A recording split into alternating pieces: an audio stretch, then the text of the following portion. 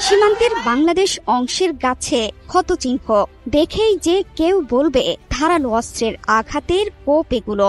শনিবার চাঁপাই নবাবগঞ্জের শিবগঞ্জের চৌকা সীমান্তে ভারতীয়রা ধারালো অস্ত্র নিয়ে বাংলাদেশ অংশে প্রবেশ করে বেশ কিছু গাছ কেটে ফেলে। এসব তারই চিহ্ন। আমাদের রক্ত থাকতে আমরা ছাড়বো না, কখনো ছাড়বো না ইনশাআল্লাহ। ভারতের বিএসএফ নিজের হাতে ইট পাটকেল গ্যাস বাংলাদেশের উপর নিরপেক্ষ করে। তবে এই ঘটনার প্রতিরোধ গড়ে তোলে বাংলাদেশি নাগরিকরা। এ সময় বিজিবি এবং বিএসএফ এর মধ্যে বাক বিতণ্ডা হয়। ওরা কিন্তু টিএসএল বম গুলি কিন্তু বিজিবিতে সবকিছু চালাইছে, বিএসএফ ইটকুল টিএসএল সবই চালাইছে। আমাদের বিজিবির একজনের আঙুল ফেটে গেছে। জানা গেছে শনিবার বেলা 11:30টার দিকে কিরণগঞ্জ সীমান্তের আন্তর্জাতিক সীমান্ত পিলার 177 এর সাব পিলার 3/4 এস পিলারের কাছে পরিস্থিতি উত্তপ্ত হয়ে ওঠে। স্থানীয়রা জানান, বাংলাদেশের ভূখণ্ডে এসে আম এবং পেয়ারা গাছ কাটতে শুরু করে বিএসএফ এর সহযোগিতায় ভারতীয় নাগরিকরা। এক পর্যায়ে বাংলাদেশের বাগানীদের বড়ই বাগান ধ্বংস করতে শুরু করে ওপারের বাসিন্দারা। তাতেই ক্ষিপ্ত হয়ে ওঠে সীমান্তবর্তী বাংলাদেশি কৃষক ও স্থানীয় বাসিন্দারা। আমরা কখনো বাংলাদেশের মাটিতে তারাকে ঢুকতে দেবো না। আমরা যতটুকু রক্ত দিয়ে আমাদের দেশ স্বাধীন করেছি, এই দেশকে আমরা কখনোই ব্যবহৃত দিতে পারি, ভারতকে আমরা দেবো না। 1 ইঞ্চি মাটি আমরা ছেড়ে দেবো না। আমাদের জমি জমা নষ্ট হয়েছে, আমাদের গাছপালা কেটে ওরা নষ্ট করে দিয়েছে। অতর্কিতভাবে হামলা করে আমাদের বাংলাদেশের মাটি ওনারা দখল করার চেষ্টা করছে।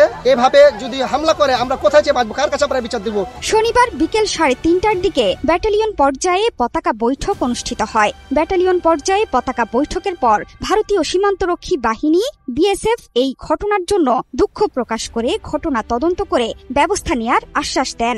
এমনকি সীমান্তে সাউন্ড গ্রেনেড নিক্ষেপ করে আন্তর্জাতিক আইন লঙ্ঘন করেছে বিএসএফ। এই ঘটনার তীব্র প্রতিবাদ জানানো হয়েছে। দেশের সার্বভৌমত্ব রক্ষায় সীমান্তে তৎপর থাকার কথা জানিয়েছে বাংলাদেশের সীমান্তরক্ষী বাহিনী। এটুকু নিশ্চয়তা করতে চাই বাংলাদেশের জনগণ এবং বিজিবি আমরা প্রস্তুত আছি। সীমান্তে জনগণ আমাদের যেটা নিশ্চয়তা করলো ভবিষ্যতেও আমাদের থাকবে। বিজিবি আমরা দিনরাত প্রস্তুত আছি। আমরা ইনশাল্লাহ যে কোনো পরিস্থিতি আমাদের বিজিবির কন্ট্রোলে আছে এবং বিএসএফ এর পক্ষ থেকে দুঃখ প্রকাশ করা হয়েছে যে গাছগুলি কাটা হয়েছে, এটা অন্যায় হয়েছে এবং তাদের পক্ষ থেকে তারা এটা ব্যবস্থা নেবে।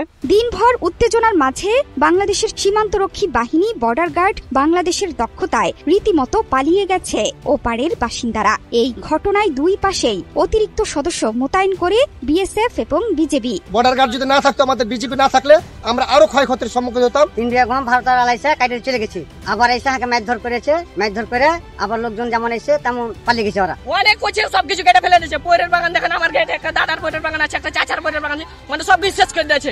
আমাদের বিএসএফ আমাদের চোখ মুখ জ্বালিয়ে দিয়েছে। তার উপরে ভারত আবার আমাদের উপরে অনেক অত্যাচার করেছে। সম্প্রতি বাংলাদেশের বেশ কয়েকটি সীমান্তে বিএসএফ নোম্যান্স ল্যান্ডের 100 গজের মধ্যে কাঁটাতারের বেড়া নির্মাণের চেষ্টা করলে তৈরি হয় উত্তেজনা।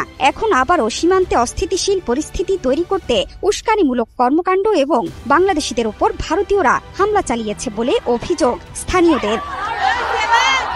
জোহরা চৌধুরী সেতু, 71।